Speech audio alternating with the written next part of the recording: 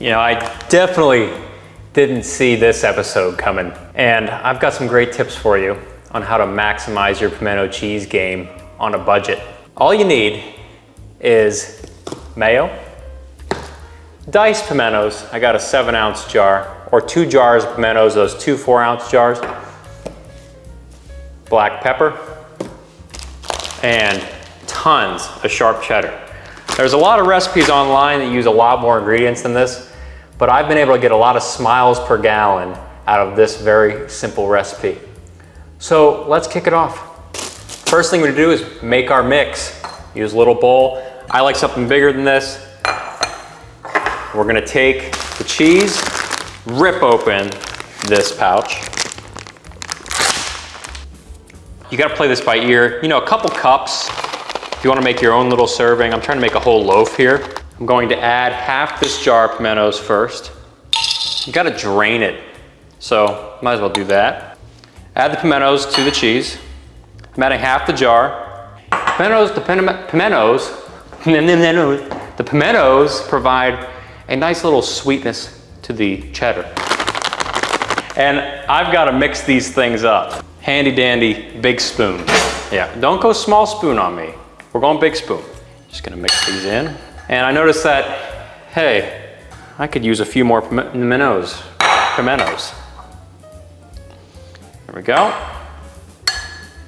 The sharp cheddar is going to add a sharp flavor to it. No kidding. It is going to make it a little bit more zippy. So the pimentos neutralize some of that. Now, time for the mayo. Now, important to know that you can always add more. You can't take away. So here's 3 tablespoons of mayo. Don't tell your doctor at home about this, especially if you got, you know, those heart issues or cholesterol problems. We don't want them to know. Is it worth a green jacket? In my book, yeah, this is worth a green jacket. What's it worth to you? It's like, what would you do for a Klondike bar? Well, what would you do for a Master's Pim Chi? Well, I wouldn't tell my doctor. That's the first rule. But look at that. It's becoming almost like whipped cream with cheese and pimentos. So you're seeing a lot of white here. You know, it doesn't have that classic yellow look yet. What's the deal, Tom? That's because we have too much mayo. This is where your art skills are gonna come in. You need to add more cheese to give it yellow. You know, you can really do this recipe based on color and do a great job. So I'm mixing it until I get the color I want. Too mayo-y if it's white, and if it's too yellow, it's too cheesy. You need to have like a glistening gold look. It's just changing from winter into fall again. Let's try it out. You want a taste that has the subtle sweetness of pimentos. You don't want the cheese to be overbearing, and the mayo shouldn't be too vinegary. The mayo is gonna be zippy too in its own way, zest it up. You don't want too much mayo. Simply good, it's just simply good. Too mayo-y still. That's another thing with the pimentos, you gotta drain them. You gotta drain them. If you add too much cheese, it dries it out. So there's a certain balance we're going for that's fluffy. I want more sweetness, so add more pimentos. Could eat pimento cheese for days. Let's taste it one more time and we'll whip out the spread. The more you mix it too, the fluffier it gets. That's so good. I like to add pepper.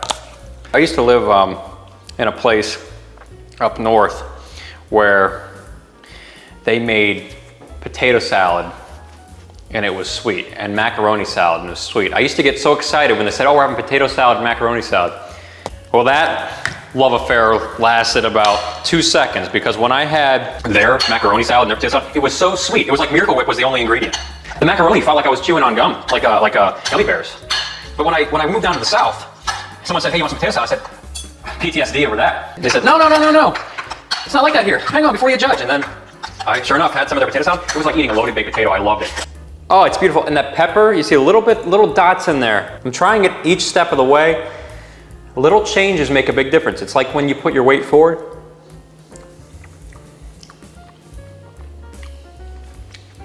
A little bit more cheese and we're there. Breaking out the bread, take the spoon. This is the most important part. The ratio of spread to bread. You don't want to be too much, because too much and you're killing your budget. But you don't want to be too little and it gets dry. It's like I'm trying to put bricks together on a house, and if I could build a house out of pimento cheese, I would. Don't let the size of the filling fool you. Don't let this flatness fool you. This is packed with flavor. So it looks like there's barely a layer on there.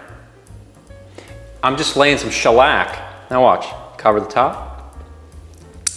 Consume. Oh, my friends.